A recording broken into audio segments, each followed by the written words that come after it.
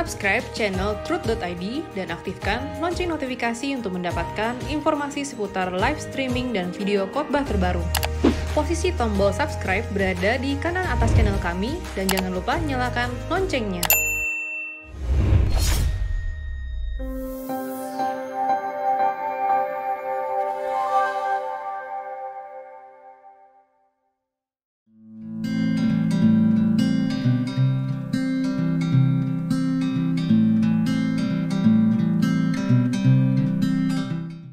Shalom saudara sekalian, salam sejahtera dalam kasih Tuhan kita Yesus Kristus. Anda bertanya, Alkitab menjawab. Kita masuk pada episode 38. Dari seseorang yang sejak kecil sudah merokok. Pertanyaannya adalah, apakah bisa berkenan kepada Allah? Mohon pencerahannya dan apa yang harus dilakukan agar bisa melepaskan ikatan merokok yang sudah begitu mengikat. Yang pertama yang harus saya beritahukan kepada saudara, bahwa tubuh kita ini bait Roh Kudus. Artinya tubuh kita harus kita pelihara, kita jaga agar efektif untuk pekerjaan Tuhan. Itu bukan saja menghindari rokok, tapi juga harus tidur teratur, pola makan, pola hidup yang baik. Rokok memang salah satu kausalitas yang membahayakan bagi fisik. Tapi yang tidak kalah mengerikan juga adalah pola makan, pola hidup yang buruk. Minuman beralkohol, apalagi narkoba, jelas itu merusak tubuh manusia. Jadi kita harus melihat secara jujur bahwa hal-hal tersebut membuat tubuh kita menjadi tidak efektif bagi Allah. Tetapi kita juga harus cerdas dan jujur pula melihat bahwa bukan berarti orang merokok itu masuk neraka. Rokok memang bisa membuat orang tidak efektif. Sama seperti pola makan, pola hidup yang sembarangan membuat orang juga membuat seorang Kristen tidak efektif bagi Tuhan. Oleh sebab itu sebaiknya, kalau boleh nih, seharusnya kita tinggalkan rokok. Tapi juga tinggalkan pola makan, ya. Kita tinggalkan juga pola makan, kita tinggalkan juga pola hidup yang salah. Jangan kita mengutuk rokok, tetapi kita tidak mengutuk pola makan, pola hidup yang sembarangan, saudaraku. Banyak orang yang mati lebih dulu, walaupun dia tidak merokok. Ironisnya dulu orang-orang tua kita merokok tapi bisa panjang umur. Tapi jangan lupa mereka pekerja keras, diimbangi dengan udara yang bersih, diimbangi dengan sinar matahari, ya. Nah, kepada saudara yang bertanya ini, jangan saudara terintimidasi gara-gara rokok, saudara merasa tidak bisa masuk surga. Memang rokok bisa membuat kita tidak efektif bagi pekerjaan Allah. Tapi bukan berarti saudara tidak memiliki peluang masuk surga hanya karena rokok. Seharusnya, kalau bukan sebaiknya, ikatan merokok harus dilepaskan supaya kita efektif bagi Tuhan. Saudara akan menyesal kalau ketika meninggal dunia berhadapan dengan Allah, saudara tidak efektif bagi pekerjaan Tuhan. Termasuk yang pola hidup, pola makannya sembarangan. Termasuk saudara yang pola tidurnya juga sembarangan. Ya. Kepada saudara yang bertanya ini, saya mengajak, ayo lepaskan ikatan merokok. Caranya bagaimana? Tekad, niat. Juga bagi saudara yang pola makan, pola hidupnya berantakan. Ayo, tinggalkan, lepaskan itu. Ya, terima kasih. 082332373 sekian. Salam Bapak Pendeta Erastus, terima kasih untuk semua khotbah Bapak yang mengubahkan hidup saya. Saya selalu berdoa untuk Pak Eras senantiasa dalam pengurapan Roh Kudus untuk kesediaan Pak Eras menyatakan kebenaran yang sejati. Terima kasih Pak, ya Pak Arianto dari Solo, ya.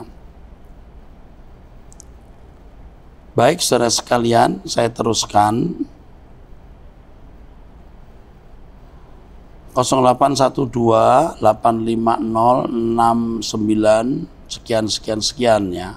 Salam Pak Eras, saya suka dengar khotbah-khotbah Pak Eras karena saya banyak dapatkan kebenaran-kebenaran yang Bapak khotbahkan. Saya mau tanya, apakah orang Kristen itu kalau bunuh diri keselamatannya akan hilang? Misalnya bunuh diri karena penyakit. Saya lihat YouTube ada gereja yang mengajarkan bahwa orang Kristen kalau bunuh diri tidak hilang keselamatannya, tetap masuk surga. Asal tetap percaya pada Yesus. Demikian pertanyaan. Oh, ini ada juga pertanyaan yang mirip seperti ini. Saya harus memberitahukan bahwa orang yang bunuh diri pada umumnya masuk neraka. Pada umumnya bukan berarti pasti atau mutlak. Sebab detik-detik, menit-menit terakhir sebelum meninggal dunia, kita tidak tahu, saudaraku, kita tidak tahu apa yang terjadi. Pergumulan seseorang di ujung maut, kita tidak tahu. Jadi jangan memutlakkan bahwa orang yang bunuh diri pasti masuk neraka. Ya. Tetapi adalah salah kalau seseorang mengajarkan orang yang bunuh diri karena sudah percaya Yesus tetap selamat. Itu salah. Orang tidak mungkin bunuh diri secara mendadak, ya, kecuali oleh karena satu dan lain hal, misalnya karena penyakit, ya, karena kelainan jiwa. Tetapi hendaknya kita tidak memutlakkan bahwa orang bunuh diri pasti masuk neraka. Oke, puji Tuhan. Siang Pak Erastus, ini rupanya menulisnya siang ya. Yang ingin saya tanyakan adalah apakah pola gereja yang ingin kita bangun sama bagi setiap gerejanya? Bagaimana dengan spesifikasi panggilan gereja secara tubuh Kristus? Bukankah sama dengan panggilan gereja secara individu juga? Yang mana setiap individu gereja memiliki panggilan yang berbeda. Pertanyaan saya yang kedua adalah, apakah setiap gereja maupun individu harus mengerjakan pelayanan kerasulan dan pelayanan kenabian? Ataukah salah satunya saja? Atau kita dipanggil untuk mengerjakan keduanya? Yang ketiga, apakah prinsip apostolik dan profetik yang sebenarnya, Pak? Terima kasih. Yang pertama soal gereja. Gereja itu bisa berarti satu gedungnya, gedung fisik. Yang kedua, gereja bisa berarti organisasi. Ya. Gereja dalam arti gedung itu gereja fisik. Dua, organisasi. Dari gereja mana, Bro? Dari gereja Anu. Ya. Itu dalam arti organisasi. Yang ketiga, gereja dalam arti manusia. Gereja dari bahasa Portugis igreja, ya, eklesia dalam bahasa Yunani, ex artinya keluar, laleo artinya dipanggil, orang yang dipanggil keluar. Gereja yang sesungguhnya atau yang sejati itu adalah individu. Tapi individu tidak bisa hidup sendiri dalam komunitas, maka mereka perlu organisasi yang mengatur. Dalam berorganisasi perlu tempat, itulah gedungnya. Organisasi itu denominasinya. individu itu manusianya, saudaraku. Nah, setiap orang memiliki panggilan yang berbeda. Panggilan ini artinya tempat di mana setiap individu bisa mengabdi kepada Tuhan. Semua orang dipanggil melayani Tuhan. Melayani. Tetapi tempat kita melayani Tuhan itu bisa berbeda-beda. Pelayanan itu wajib. Semua orang yang percaya kepada Tuhan Yesus, yang telah ditebus oleh Tuhan Yesus, semua harus melayani Tuhan. Tetapi wujud bentuk pelayanan masing-masing itu setiap individu itu berbeda. Seorang pendeta tidak lebih rohani dari pedagang. Apakah pekerjaan itu rohani atau duniawi tidak tergantung dari jenis pekerjaan itu. Tetapi motivasi orang melakukan pekerjaan tersebut. Ya. Jadi seorang tenaga medis, seorang praktisi hukum, seorang pengusaha atau pedagang, ibu rumah tangga, jika mengerjakan semua dengan motivasi yang benar, itu adalah ibadah yang sejati. Itulah pelayanan yang sesungguhnya. Nah, di lingkungan gereja ada pelayanan kerasulan yang disebut pelayanan kerasulan dan ada pelayanan kenabian. Terus terang, saudaraku, definisi pelayanan kerasulan dan pelayanan kenabian ini masing-masing orang berbeda, bisa beragam. Tapi yang saya pahami, pelayanan kerasulan itu rasul-rasul yang membuka jemaat pada gereja yang mula-mula. Saya tidak yakin kalau hari ini masih ada rasul. Seperti beberapa gereja meyakini bahwa beberapa tokoh bisa disebut rasul. Dulu saya ditawari juga menjadi rasul. Misal dulu ada orang berkata, "Pak, kami mau tulis buku rasul-rasul dari gereja kami." Dan Bapak termasuk yang berprestasi. Saya tidak mau. Saya belum layak disebut rasul. Sedangkan pelayanan kenabian ini bicara mengenai pelayanan yang mempraktekkan yang disebut sebagai nubuatan. Nubuatan memang masih ada, tapi hati-hati saudara, banyak nubuatan palsu. Menurut saya sekarang ini lebih banyak yang palsu daripada yang asli. Apakah setiap gereja maupun individu harus mengerjakan pelayanan kerasulan dan pelayanan kenabian? Tidak harus. Karena setiap gereja memiliki spesifikasi kekhususan. Dan ada 9 karunia dan Allah akan memberikan kepada gerejanya karunia-karunia itu sesuai dengan kebutuhan setempat dan waktu serta situasi yang ada. Apakah prinsip apostol dan profetik yang sebenarnya? Ini pertanyaan ketiga. Saya tidak bisa menjawab karena masing-masing orang memiliki pandangan yang beragam. Tapi tadi saya sudah singgung apostolik, bicara mengenai kerasulan, pelayanan yang bersifat inovatif, pembukaan gereja baru, jemaat baru seperti yang dilakukan oleh Rasul Paulus. Itu apostolik. Profetik bicara soal nubuatan. Jadi apakah prinsip apostolik dan profetik yang sebenarnya? Sudah saya jelaskan walaupun saya tidak mendalami, artinya tidak menjelaskan secara mendalam. Apostolik dari kata apostel, rasul. Pelayanan rasul ingat, inovatif, membuka jemaat baru. Ya, ini pekerjaan rasul-rasul mula-mula atau rasul-rasul awal. Saya tidak yakin hari sekarang ini ada orang yang layak atau patut menyandang gelar rasul. Profetik, nubuatan. Pasti masih ada nubuatan. Tapi hati-hati dengan nubuatan karena lebih banyak yang palsu daripada asli. Ya, itu jawaban saya. Terima kasih.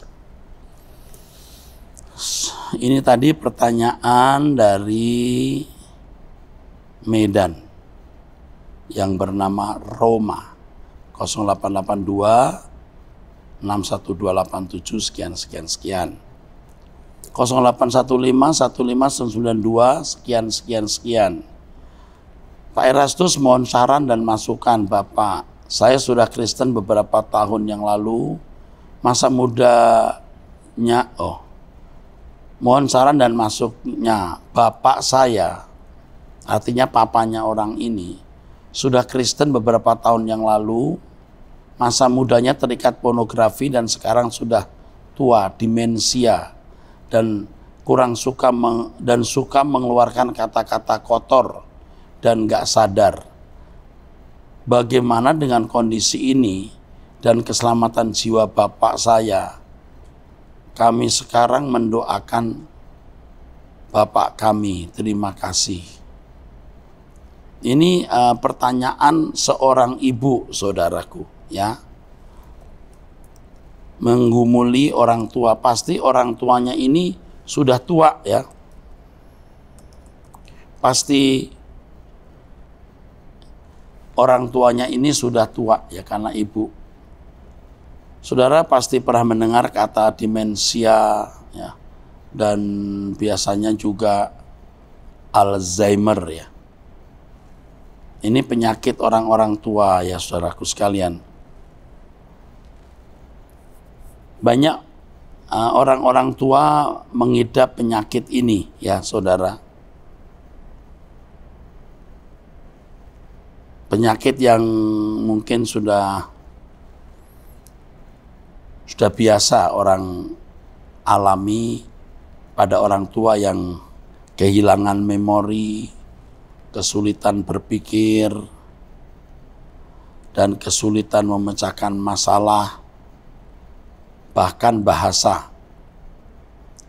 Demensia terjadi ketika otak mengalami kerusakan karena penyakit seperti penyakit Alzheimer atau ataupun serangkaian stroke, ya, saudara.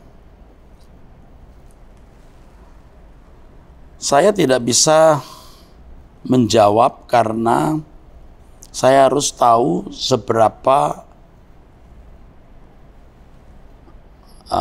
akut penyakit ini, stadium dari demensia orang tua ini, ya. Tetapi saran saya kepada si penanya, ini seorang ibu, kita harus merawat orang tua kita dengan kesabaran ekstra. Ketika ia mengeluarkan kata-kata kotor dan gak sadar, harus tetap dilayani dengan sebaik-baiknya. Dengan doa, iya. Tapi jangan berpikir dengan doa orang tua mudah bisa disembuhkan. Ketika kita harus melayani orang tua yang berkeadaan seperti ini, itu berkat kekal karena kita terbentuk, kita didewasakan melalui pengalaman hidup tersebut. Ya, layani dan mempersiapkan orang tua ini, ya, masuk langit baru, bumi baru. Kalaupun tidak menjadi anggota keluarga kerajaan, bisa menjadi anggota masyarakat. Ada peluang untuk itu. Masa mudanya terikat pornografi dan saya tidak tahu stadium daripada keterikatan ini. Apakah masih dipraktekkan dalam bentuk melihat tontonan atau film-film porno, atau sampai pada tindakan misalnya mengganggu pegawai, asisten rumah tangga yang wanita, maksudnya saya tidak tahu. Tetapi kepada yang saya kasihi, ibu yang memiliki orang tua seperti ini, layani dengan ekstra. Ingat waktu kita masih kecil betapa sabarnya orang tua terhadap kita. Ingat waktu kita kita buang air besar, ya, membersihkan atau menceboi kita, ingat itu. Sekarang ganti kita yang harus super sabar, extraordinary, ya, luar biasa, super merawat orang tua, dan harus kita anggap ini sebagai satu kehormatan, ya. Selamat berjuang. Dan saran saya yang terakhir, bila mungkin bawa ke psikiater. Psikiater akan bisa membantu karena mereka belajar mengenai gejala-gejala kejiwaan seperti ini. Barangkali dokter bisa memberikan obat untuk mengurangi penderitaan. Tapi tentu tetap berdoa dan melayani dengan penuh kasih. Puji Tuhan, ya.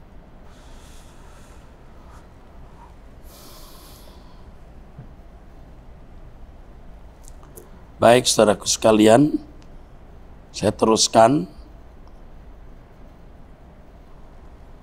Salam Pak Erastus, saya sering dan suka sekali mendengarkan khotbah dari Pak Erastus yang banyak memberikan hal baik tentang Tuhan Yesus dalam hidup saya dan juga mengubah total hidup saya untuk tetap selalu setia dalam kasih Yesus. Pak Erastus saya anggap Bapak rohani saya sedunia yang mengantarkan iman saya kepada Yesus. Bapak rohani saya di dunia mungkin maksudnya, ya. Ada beberapa hal yang ingin saya tanyakan. Pertama, saya selalu membaca firman. Terkadang saya tidak mengerti firmannya. Apa dikarenakan saya masih banyak dosa ya Pak? Memang saya fokus yang membacanya. Begitu Bapak berkhotbah saya mengerti. Memang Alkitab tidak mudah dimengerti, saudara. Itu seperti belantara. Yang jalan setapaknya pun membingungkan. Harus melihat latar belakang, bahasa asli, dan lain-lain. Sebaiknya saudara membaca Alkitab. Kalau tidak tahu, jangan berhenti, lewati. Terus, baca terus. Ingat, kalau tidak tahu jangan berhenti, lewati terus. Ya. Dan sementara itu dengarkan khotbah saya, nanti akan mendapat jawabannya. Kedua, mengapa setiap saya berdoa saya selalu menangis dan saya tidak mengerti penyebabnya. Di setiap saya menyebut nama Bapak di surga, saya selalu menangis. Ini hati yang telah tersentuh oleh Tuhan. Tidak apa-apa. Itu fenomena biasa. Bahkan bersyukur Anda memiliki hati yang pecah seperti ini. Teruskan saja, ya. Pertanyaan berikut, apa yang dimaksud dengan pembasuhan? Ada teman saya yang meminta saya untuk melakukan pembasuhan. Orang tersebut adalah orang-orang pelayanan di rumah-rumah. Dikatakan jika saya tidak mau melakukan pembasuhan, maka saya akan masuk neraka. Orang ini juga sudah mengetahui dan mengatakan isi neraka dan sudah ada penghuni neraka. Saya beritahu orang itu bohong. Tidak ada pelayanan pembasuhan, yang macam mana saya tidak tahu. Dia mengatakan isi neraka dan sudah ada penghuni neraka. Jelas penghuni neraka pasti ada. Banyak orang jahat. Orang ini jangan dipercayai. Jangan dipercayai. Udah, cukup ya. Capek nanti urusan sama orang-orang yang tidak benar itu. 4. Saya ingin tahu saat teduh yang tepat dimulai jam berapa dan haruskah dengan menggunakan pakaian yang rapi atau tempat tertentu. Saat teduh tidak terikat waktu, tetapi usahakan yang pertama fisik kita sehat. Artinya pada waktu kondisi kita prima itu lebih baik. 2, yang tidak terganggu oleh lingkungan, apakah suara telepon, suara musik, televisi, dan lain-lain. Karena kita mau fokus. Apakah tempat tertentu? Tidak harus. Karena soal tempat kan juga soal fasilitas. Kalau tidak memiliki tempat khusus, ya bisa mencuri waktu di mana orang tidur. Apakah harus pakai pakaian rapi? Tidak harus. Kadang-kadang saya juga tidak pakai pakaian rapi.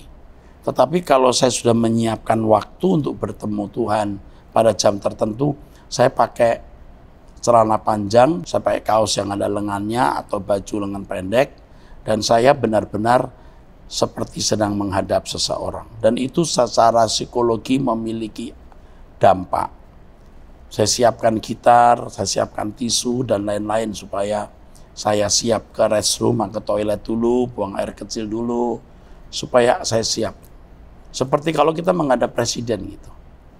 Dan sikap seperti itu elok atau indah. Terima kasih ya kepada saudara Labora Sinaga. 0813 1064 sekian-sekian. Horas. 0818084425 sekian-sekian.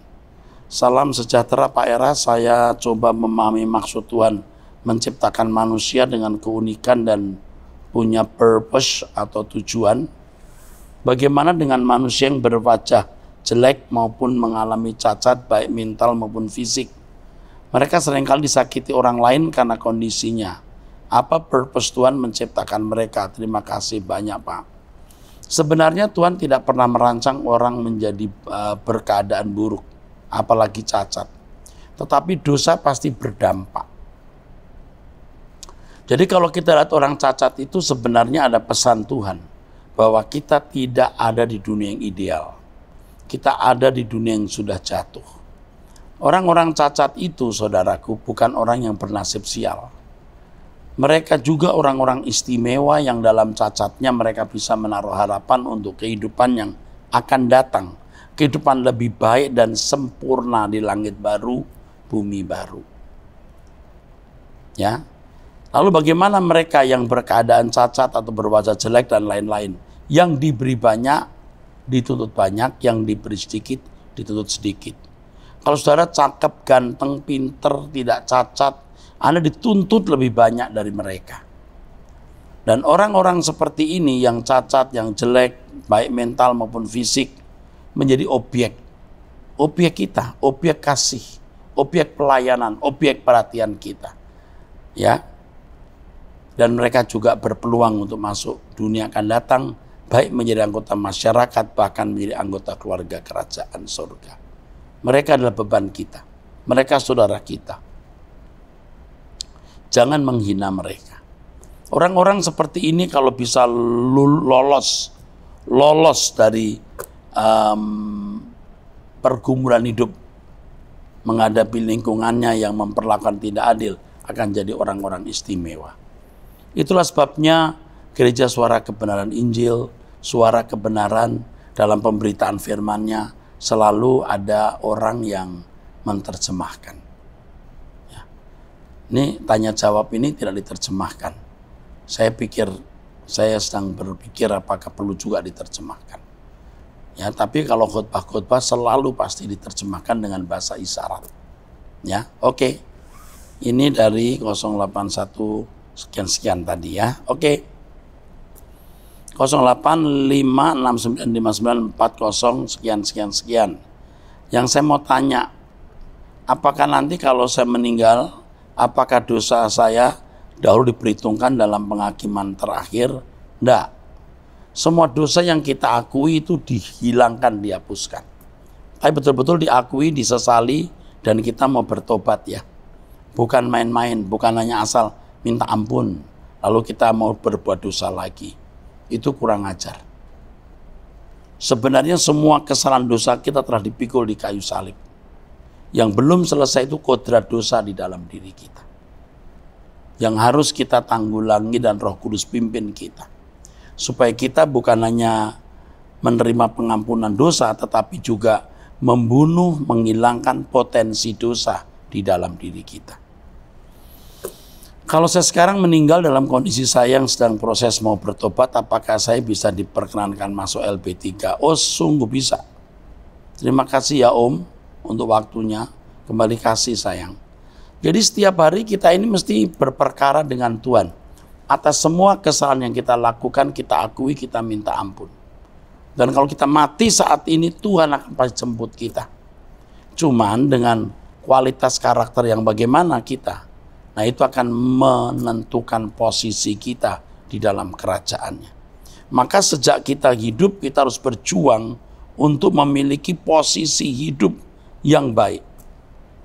Posisi hidup yang berkenan di hadapan Allah. Ya. Oke, mumpung ada waktu, berjuanglah untuk berkenan di hadapan Tuhan.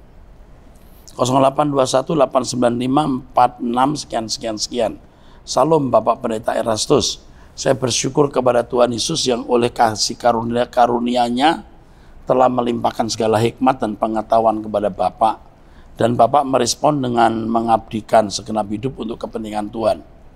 Doa saya Bapak terus dan Roh Kudus menyertai Bapak dalam memberitakan firman-Nya. Sehingga pola pikir saya diubahkan. Sekarang saya dipercayakan berada dalam kepengurusan ketua pemuda remaja. Dan saya rindu mereka pemuda remaja diubahkan pola pikirnya oleh Injil yang murni seperti yang Bapak ajarkan. Banyak hal yang saya ingin bertanya kepada Bapak, namun saat ini saya ingin bertanya beberapa hal dulu. Yang pertama, keselamatan adalah usaha Tuhan mengembalikan manusia kepada rancangan Allah semula. Benarkah? Iya, benar. Keselamatan adalah usaha Tuhan mengembalikan manusia kepada rancangan Allah semula. Ikuti khotbah saya mengenai keselamatan dan keselamatan di luar Kristen. Saudara akan mendapatkan banyak kebenaran rohani di situ. Ya, baik, ini episode yang ke-38. Sampai jumpa di episode yang ke-39. Tuhan memberkati. Amin.